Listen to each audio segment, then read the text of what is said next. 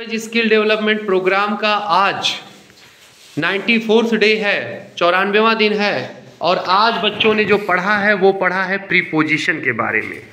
Preposition क्या है? Preposition जो रिलेशन बनाता है। किससे रिलेशन बनाता है? नाउन का नाउन या प्रोनाउन से, या प्रोनाउन का नाउन या प्रोनाउन से।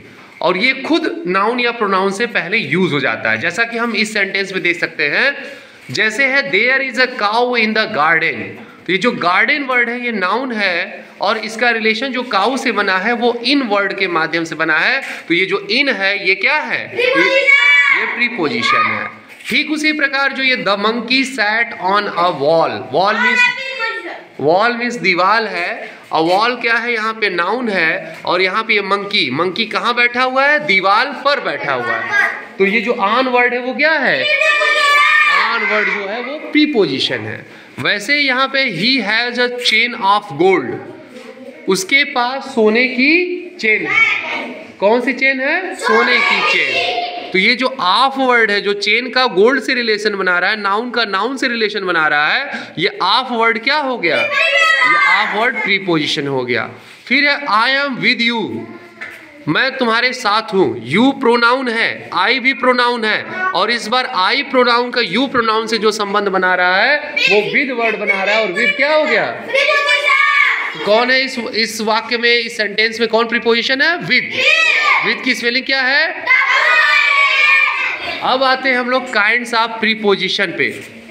प्रीपोजिशन के प्रकार कितने होते हैं? प्रीपोजिशन के प्रकार होते हैं 3। एक है सिंपल प्रीपोजिशन, दूसरा है कंपाउंड प्रीपोजिशन और तीसरा है फ्रेज प्रीपोजिशन। यानी सिंपल प्रीपोजिशन, कंपाउंड प्रीपोजिशन और फ्रेज प्रीपोजिशन। अब हम उसके एग्जाम्पल्स पर ध्यान देते हैं। जो सिंपल प्रीपोजिशन है इसमें कौन कौन से आ जाते हैं? इसमें आ जाता है in, on, at, to, from, with, by.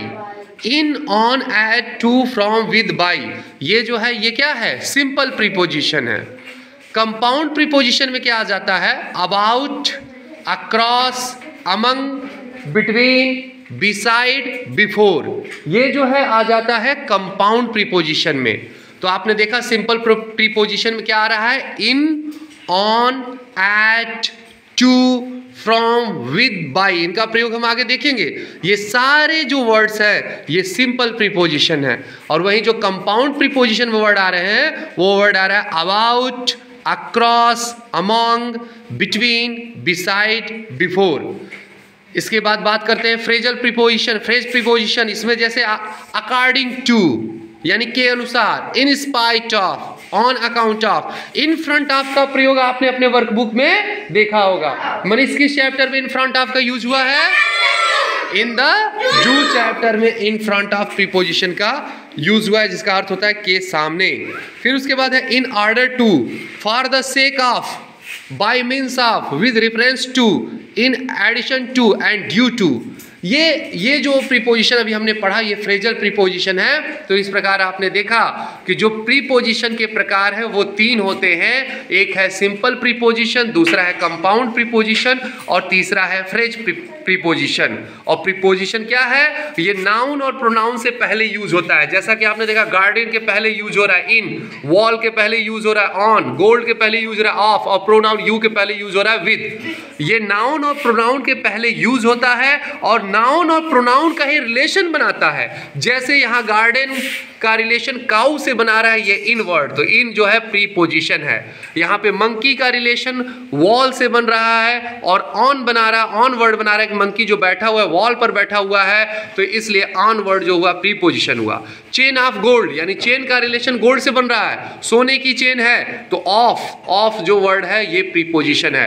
I am with you, मैं तुम्हारे साथ हूं, तो आई जो प्रीपोजिशन है, आई प्रीपोजिशन जो फर्स्ट वर्शन का प्रोनाउन है वो यू जो सेकेंड वर्शन के प्रोनाउन से यानी स्पीकर का, ऑडियंस से या फर्स्ट पर्सन के प्रोनाउन का सेकेंड पर्सन के प्रोनाउन से जो रिलेशन बन रहा है, प्रोनाउन का प्रोनाउन से जो रिलेशन बन रहा है उसे हम कहेंगे जो वर्ड बना रहा है विद, WITH, वो क्या है? वो है प्रीपोजिशन।